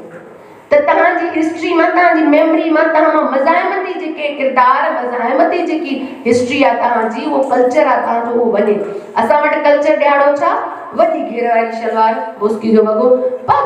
असां ज़रई समाज में हारी आहियूं, हारी मां गोॾ पाईंदा, मुंहिंजो सोरो बि गोॾ पाईंदो आहे, उहो कल्चर आहे त उहो आहे जेको अवामी कल्चर आहे उहो हारिजे न, अब दूरी पातल सुसी जी शलवार उहा वॾेरी आहे जेकी इस्तेसाल कंदड़ आहे हिंदोरे में वेठी, असां वटि हारियाणी आहे तक तो रौ पाए मगज़ ते सॼो ॾींहुं कमु कंदी आहे, बर्त पंहिंजे हथनि सां भरे पाईंदी आहे, रिली पंहिंजे हथनि सां ठाहींदी आहे। अवामी कल्चर खे पंहिंजे करण जो सवाल आहे, अवामी किरदारनि खे पंहिंजो करण जो सवाल आहे, जंहिंमें बिल्कुलु मज़हब ज़िदी सही आहे। जेके मज़हब जी बुनियाद ते रियासतूं ठहियूं त उहो उन कल्चर खे जेको ज़रा क़ौम ॾाढो इब्राहिम जो हिसाब भली ॻाल्हि कई वई। जॾहिं रिंकुल कुमारी जो मामिलो हुयो तॾहिं चवे पियो क़ौमूं तारीख़ी तौर ते आहिनि, मज़हब मटबा आहिनि। ऐं वरी मूंखे हिकिड़ो इहो ॻाल्हि जो अहसासु तॾहिं थियो जॾहिं मां नेपाल में कावड़ कमला चयो त सिंधी हुजण जी बुनियाद ते अलॻि थी वञो त असां अलॻि थी वियासीं, मज़हब हुजण जी बुनियाद ते, ॿोली हुजण जी बुनियाद ते, साॻी ॿोली सां तालुक़ु रखंदड़, साॻे कल्चर सां तालुक़ु रखंदड़, पर असां थोरा अलॻि थी बीठासीं। त सवाल इहो आहे तारीख़ी तौर ते क़ौमूं, तारीख़ी तौर ते असांजो मज़हमती कल्चर, तारीख़ी तौर ते असांजो मज़हमती किरदार मौजूदु आहिनि। मज़हब पोइ जी पैदावार आहे, पोइ असां वटि मज़हब ऐं ज़ाहिरी ॻाल्हि आहे पोइ उन सूरत में त पाकिस्तान जी स्टेट खे हलाइणो आहे न, पोइ उन सिस्टम खे हलाइणो आहे त तव्हां पंहिंजे पाण खां बेगाना थियो। औरत सिंधी बुनियादनि ते त उनखे औरत खे पंहिंजी शनाख़्त खां बेगानो कयल आहे। क़ौम जी शनाख़्त विञायल न आहे, क़ौम जी शनाख़्त हथ सां विञाइनि पिया ही रियासती निज़ाम। घण क़ौमी पंहिंजे या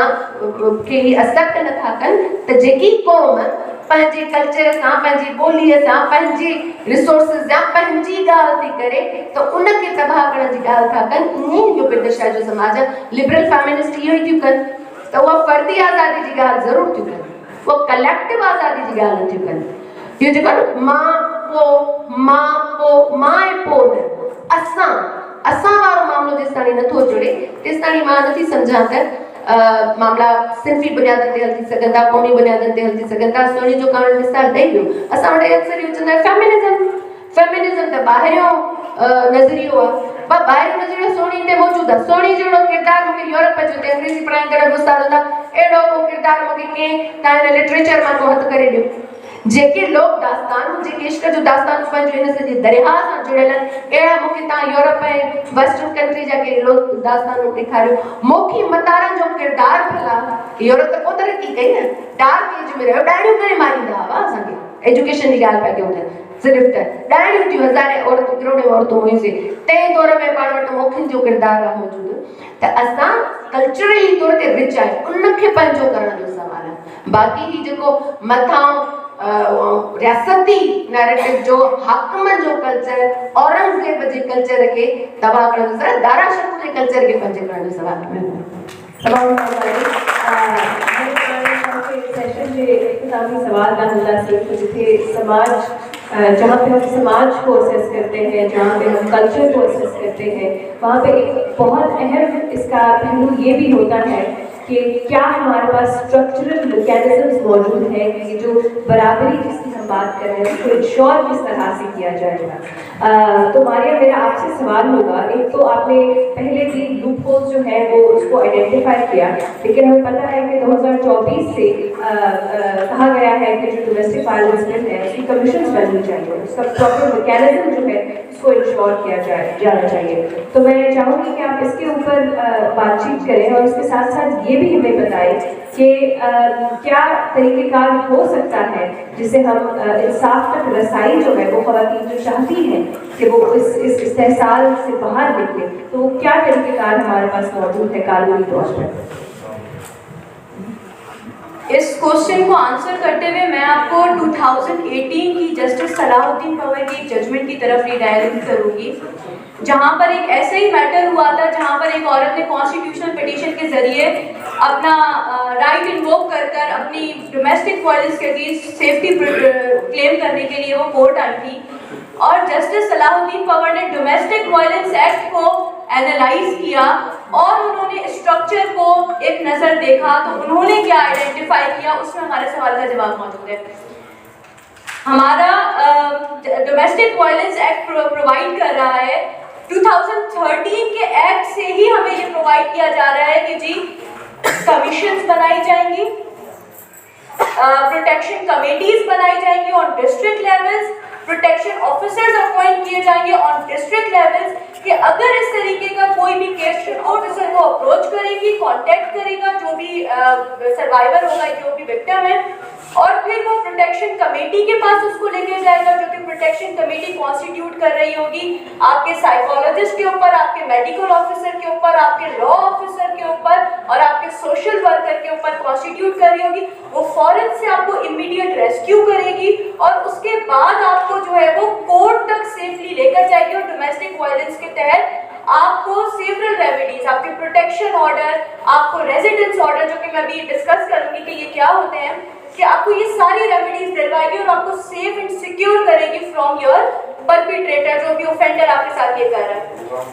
2013 से लेकर 2018 तक ऐसा कोई मैकेनिज्म एस्टैब्लिश नहीं किया गया जो एक्ट में प्रोवाइड किया गया था। No commission was constituted, no committee was constituted, no single protection officer was appointed after all those years. उसके बाद 2018 में जस्टिस सलाउद्दीन पवर ने स्ट्रिक्ट डायरेक्शंस कॉल की टू द एडमिनिस्ट्रेटिव अथॉरिटीज के विद इन 3 मंथ्स कंप्लाइंस की जाए, कमीशंस कॉन्स्टिट्यूट की जाए, प्रोटेक्शन कमेटीज बनाई जाए, प्रोटेक्शन ऑफिसर्स कॉन्स्टिट्यूट किए जाए।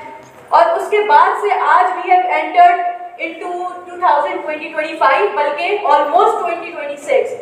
Till today, no commission is constituted, no protection committee is constituted, no protection officer is appointed.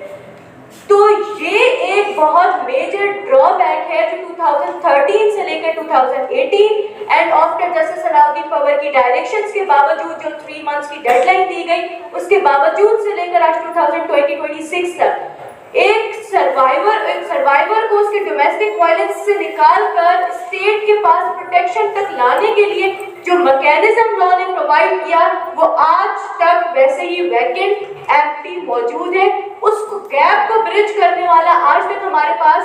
कोई एग्जीक्यूटिव मौजूद नहीं है। ये एग्जीक्यूटिव फेल्यूर की एक बहुत बड़ी निशानी है कि एग्जीक्यूटिव फेल्यूर है ये हमारी चीज का, जिसकी वजह से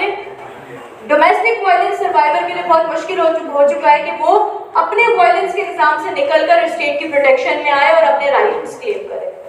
अब समहाउ कोई अपने उस वायलेंस से निकल के भी आ जाता है। जैसे मैं आपको अपनी लिटिगेशन लाइफ से एक रियल लाइफ केस एग्जांपल दूंगी। जो मेरे पास सर्वाइवर आई थी वो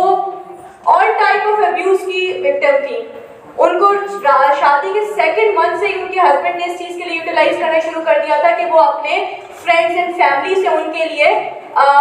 मॉनेटरी गेन्स ले, उनसे पैसे क्लेम करें क्योंकि उसका हस्बैंड अनएम्प्लॉयड था। और जब उसने इस बात को रिफ्यूज किया तो उसे बहुत बुरे तरीके से जिस्मानी तशद्दुद का निशाना बनाया। एक दफा नहीं, मुसलसल 1 साल तक उसे जिस्मानी तशद्दुद का निशाना बनाया जाता रहा। उसके अलावा उसके ऊपर घर के तमाम कामों की जिम्मेदारी डालकर उसका रात के सोने का और सुबह उठने का टाइम टेबल ऐसे सेट किया गया कि उसे रात को नींद की मेडिसिन देकर सुलाया जाता था और सुबह उसकी नींद पूरी होने से पहले उसे फोर्सफुली तशद्दुद के जरिए उठाया जाता था, जिसके नतीजे में उसे परमानेंट ब्रेन डैमेज कॉज हो चुका है। वो लाइफ टाइम मेडिसिन पर है इस पर। और यही नहीं, उसको अगर किसी भी किस्म की कहीं से मॉनेटरी सपोर्ट मिल रही है तो वो भी फौरन उससे ले लेना। और उसके बाद जब उसके पेरेंट्स ने हमारे कंसर्न पुलिस स्टेशन को कांटेक्ट करने की कोशिश की कि हमारी बेटी उसकी केज में है और वो हमें निकलने नहीं दे रहा, और वो बोल रहा है क्लेम इफ यू वांट, अगर तुम निकाल के दिखा सकते हो तो तुम निकाल लो, तुम किसी पुलिस, तुम किसी एग्जीक्यूटिव के थ्रू कर सकते हो, तुम करके दिखा दो। वो अपने पुलिस स्टेशन जाते हैं और वो कहते हैं कि हमें हमारी बेटी को रिकवर करवा के दो। तो पुलिस स्टेशन वाले कहते हैं कि जी ये आपके घर का मसला है, हम इसके अंदर इंटरवीन नहीं कर सकते। तो यहाँ पर एक मेजर ड्रॉबैक कॉज हो जाता है कि हमारा जो डोमेस्टिक वायलेंस एक्ट है वो जहाँ पर हमें वायलेंस का ऑफेंस बता रहा है वहाँ पर ये कैटेगराइज नहीं कर रहा कि वेदर ये कॉग्निजेबल ऑफेंस है या नॉन बेलेबल ऑफेंस है या नहीं है, जिसकी वजह से जो है पुलिस जो है वो इस बात को वजह बनाती है कि जी हमारे पास कॉग्निजेंस लेने का इख्तियार नहीं, हमारे पास रिपोर्ट दर्ज करने का इख्तियार नहीं है, तो इस वजह से जो है हम आपकी कोई हेल्प नहीं कर सकते। और वहाँ पर आपकी जो सर्वाइवर है वो ऑफेंडर के रहमो करम पर रहती है। मुसलसल 1 साल तक वो सर्वाइवर उसी हालात में रही। उसको यहाँ से जो ज्यूरिसडिक्शन चेंज करा के कराची ले जाया गया। कराची तक मुसलसल वो कुछ महीने से एक कमरे में कैद किया गया, जिसकी वजह से वो आज क्लास्ट्रोफोबिया की भी पेशेंट बन चुकी है। वहाँ पे कोई लाइट का एक्सेस नहीं, कुछ नहीं, उसको हर किस्म का टॉर्चर किया गया। फिर बिल आखिर जब एग्जीक्यूटिव्स को रहम नहीं आया तो कुदरत को रहम आया, और समहाउ उसके लिए ऐसे सर्कमस्टांसेस पैदा हो गए कि उसके हस्बैंड को एनी हाउ हैदराबाद आना पड़ा, और उसे बीवी को रखने की कहीं जगह नहीं थी तो उसको मजबूरन अपने माँ बाप के घर छोड़ा। जब माँ बाप के घर छोड़ा और उन्होंने अपनी बेटी की यह हालत देखी कि वो सर से पैर तक चोटों में, एलर्जीज में है और वो बात तक नहीं कर पा रही, उसे मेमोरी लॉस हो चुका है, वो लफ्ज तोड़ तोड़ कर अदा कर रही है, वो इमीडिएटली उसे साइकोलॉजिस्ट के पास, मेडिकल हेल्थ के पास लेके गए। जब वो सर्वाइवर उस सूरत हाल से निकली तो फिर क्योंकि उसकी एक औलाद हो चुकी थी और अब उसके माँ बाप ने ये हिम्मत की कि हम अपनी बेटी को वापस नहीं भेजेंगे, तो उन्होंने कहा कि हमें डोमेस्टिक वायलेंस लिटिगेशन में नहीं जाना, हमें उसके खिलाफ कोई कानूनी कार्रवाई नहीं करनी, हमें सिविल फैमिली मैटर में लेके जाकर आप हमें हमारी बच्ची की मेंटेनेंस दिला दो, हमें सिर्फ इतना चाहिए, हमें और कुछ भी नहीं चाहिए। वो तमाम राइट्स जो आपको डोमेस्टिक वायलेंस एक्ट ने प्रोवाइड किए, क्योंकि वो स्टेट टाइम पर उसके पास पहुंच नहीं सकी और उसको सपोर्ट नहीं दे सकी, उसको वहां से बचा नहीं सकी, तो वो सारे राइट्स अब उसके लिए किसी काम के नहीं थे। वो राइट्स क्या है? डोमेस्टिक वायलेंस आपको क्या राइट्स प्रोवाइड करते हैं? वो ये राइट आपको प्रोवाइड करता है कि अगर आप ऐसी सिचुएशन के अंदर है कि अगर आपको कोई इमीडिएटली आपको फिजिकल हार्म कॉज कर रहा है, आपको मेंटल हार्म कॉज कर रहा है, तो आप फौरन कोर्ट को रिपोर्ट कर सकते हैं, एक पिटीशन फाइल करके डायरेक्ट मैजिस्ट्रेट के पास, और फिर वहां पर मैजिस्ट्रेट 7 डेज का टाइम देता है टू द ऑफेंडर और उसको कहता है कि आप आओ और बताओ कि हमें आपके अगेंस्ट प्रोटेक्शन ऑर्डर क्यों नहीं निकालने चाहिए। प्रोटेक्शन ऑर्डर इज बेसिकली कि वो उसको ऑफेंडर को डायरेक्ट करते हैं कि आप इसको किसी भी किस्म की चोट नहीं पहुंचाएंगे, आप तब तक घर से चले जाएं जब तक ये आपके साथ इनका मैटर चल रहा है डोमेस्टिक वायलेंस का, और आप इनको जो है अपनी प्रेजेंस से या इनके जो डिपेंडेंट्स है उनको अपनी प्रेजेंस से किसी किस्म का नुकसान ना पहुंचाए, उनके रिलेटिव्स को या उनके जो भी फ्रेंड्स हो उनको प्रोहिबिट कर देता है कि जब तक सर्वाइवर उस घर में मौजूद है आप उस घर में दाखिल नहीं होंगे, उनसे बात नहीं करेंगे, उनसे किसी किस्म की कम्युनिकेशन नहीं करेंगे, टेलीफोनिक कम्युनिकेशन नहीं करेंगे। ये आपको प्रोटेक्शन ऑर्डर प्रोवाइड किया जाता है। सेकंड, आपको रेजिडेंस ऑर्डर प्रोवाइड किया जाता है कि अगर हम डोमेस्टिक वायलेंस का केस करते हैं तो हमें पहला खौफ ये होता है कि मर्द ने घर से निकाल दिया तो हम कहाँ जाएंगे, हमारे पास घर नहीं है। तो दूसरा ही रेजिडेंस ऑर्डर कोर्ट ये आपको देती है कि आप उस घर में रहें और वो ऑफेंडर को कहती है कि आप घर से निकल जाएं और आप जो है वो अब या इसको किसी अलग घर में रखें और उसको रेंट पे करें उस घर का, या आप निकल जाएं, आप ऑफेंडर के साथ एक घर में नहीं रह सकते। तीसरा, वो मॉनेटरी रिलीफ हमें प्रोवाइड करती है। मॉनेटरी रिलीफ में वो हमें ये प्रोवाइड करती है कि हमारा किसी भी किस्म का अगर फाइनेंशियल लॉस हुआ है, हमारा कॉम्पनसेशन है, हमारा कोई प्रॉपर्टी लॉस हुआ है, हमारा मॉनेटरी लॉस हुआ है किसी भी किस्म का, तो वो कोर्ट आपको दोबारा से रिइंबर्स करवा के उससे आपके हस्बैंड से निकलवा कर आपको या आपके स्पाउस से या जो भी है उससे निकलवा कर आपको देती है। और उसके बाद आपको कस्टडी ऑर्डर्स होते हैं जिसमें अगर चाइल्ड है तो या फिर खुद एग्रीड पर्सन कोई औरत है या कोई और वल्नरेबल आपके घर में बूढ़े माँ बाप हैं वो भी डोमेस्टिक वायलेंस का शिकार हो सकते हैं, तो ऐसी सूरत में वो उनको ऐसे बंदे की कस्टडी में देती है जहां पर वो बंदा सेफ हो। लेकिन इन तमाम चीजों की जरूरत और ये तमाम चीजें तब इफेक्टिव हैं जब इन चीजों को हम तक पहुंचाने वाला कोई हो, मैकेनिज्म हो। एग्जीक्यूटिव, लेजिस्लेचर और जुडिशरी के बीच का जो गैप है वो ब्रिज हुआ हो। अब यहाँ पर अगर प्रोटेक्शन कमेटी नहीं थी, प्रोटेक्शन ऑफिसर नहीं था, तो वो औरत ने 1 साल तक वो चीजें वो जुल्म बर्दाश्त किया। वो ना प्रोटेक्शन ऑर्डर सीख कर सकी, वो ना रेजिडेंस ऑर्डर सीख कर सकी, वो ना किसी किस्म का मॉनेटरी रिलीफ सीख कर सकी, और इन दी एंड डोमेस्टिक वायलेंस उस लॉज को किसी किस्म की प्रोटेक्शन प्रोवाइड नहीं कर सका, और लास्ट में वो फैमिली रेमेडी में जाकर अपनी बेटी की मेंटेनेंस क्लेम करके घर पे बैठ गई। तो this is the whole mechanism कि जी हमारे पास ये सारी रेमेडीज एट लेंथ मौजूद हैं, but it is very important कि हमारे पास एग्जीक्यूटिव का गैप ब्रिज हुआ हो। प्लस एक और जो मेजर ड्रॉबैक है वो ये है कि हमारा लॉ हमें बताता है कि आपको हम शेल्टर होम्स प्रोवाइड कर रहे हैं कि अगर आप डोमेस्टिक वायलेंस सर्वाइवर हैं, आप अपने हस्बैंड के साथ या अपने स्पाउस के साथ इमीडिएटली नहीं रह सकते या अपने घर के किसी बंदे के साथ, तो आप शेल्टर होम में राब्ता करेंगे। लेकिन 2013 से 2020-25 तक एग्जीक्यूटिव हमको ये बताने में नाकाम है कि हमारा वो शेल्टर हाउस कहाँ है। दारुल अमान के पास वो मैंडेट है या नहीं है कि वो डोमेस्टिक वायलेंस सर्वाइवर्स को रख सकते हैं या नहीं रख सकते हैं, और हमारे पास कोई सेपरेट सेफ हाउसेस बनाए गए नहीं बनाए गए, हमें इस बारे में किसी भी किस्म की मालूमात नहीं है। यहाँ तक कि जस्टिस सलाहुद्दीन पंवर को भी इस मामले में किसी किस्म की मालूमात नहीं थी, तो उन्होंने एमिकस क्यूरी को अपॉइंट किया था, जिसे हम फ्रेंड ऑफ अ कोर्ट कहते हैं, और उसने आके बताया कि हमारे पास ये सारे ड्रॉबैक्स हैं और इसी वजह से डोमेस्टिक वायलेंस लिटिगेशन आज पाकिस्तान में इनइफेक्टिव है और इसको इफेक्टिव होने की जरूरत है। तो उन्होंने अपनी उस जजमेंट में डिटेल्ड मैकेनिज्म प्रोवाइड किया कि तमाम जजेस के लिए उसने इस चीज को इंपॉर्टेंट करार दिया कि अगर आपके पास ऐसा कोई मैटर आता है तो आप उसे सिविल और फैमिली में डील नहीं करेंगे, आप उसे डोमेस्टिक वायलेंस लिटिगेशन के अंदर डील करेंगे। इसी तरीके से उसने लॉ एनफोर्समेंट एजेंसीज को और बाकी जो पब्लिक सेक्टर्स हैं उनको ये मैंडेट दिया कि आप इस चीज़ के ऊपर बात करें, इस चीज़ के ऊपर डायलॉग करें, इस चीज़ के ऊपर सेमिनार्स करें और औरतों तक और वल्नरेबल तबके तक ये बात पहुंचाएं कि उनके ये राइट्स हैं, और एग्जीक्यूटिव को प्रेशराइज करें कि आप हमारे लिए सारी रिसोर्सेज को मुमकिन बनाएं ताकि हम अपनी रेमेडीज को सिक्योर कर सकें।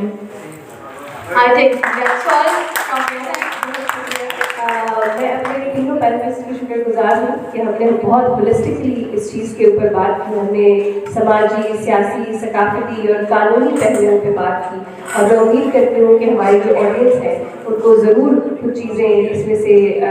सोचने के लिए, समझने के लिए मिली होंगी। आप सबका बहुत शुक्रिया कि आप वक्त निकाल कर आए और इस कैमरे का हिस्सा बने।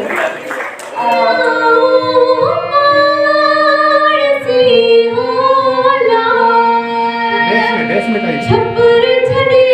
रात में छोरी निरगो मुझे जिंदड़ी जतन सा गाय का गया मुझे खेलोरी निरगो मुझे जिंदड़ी जतन सा गाय का गया मुझे खेलोरी निरगो मुझे जिंदड़ी जतन सा। मृत्यु शाह लतीफ जय होला, सरत्यु शाह लतीफ जय होला, कीड़ी मठी वेख में होरी अघोरी मुझे जिंदड़ी जतन सा गायत गया मुझे खेलोरी अघोरी मुझे जिंदड़ी जतन सा गायत गया मुझे खेलोरी अघोरी मुझे जिंदड़ी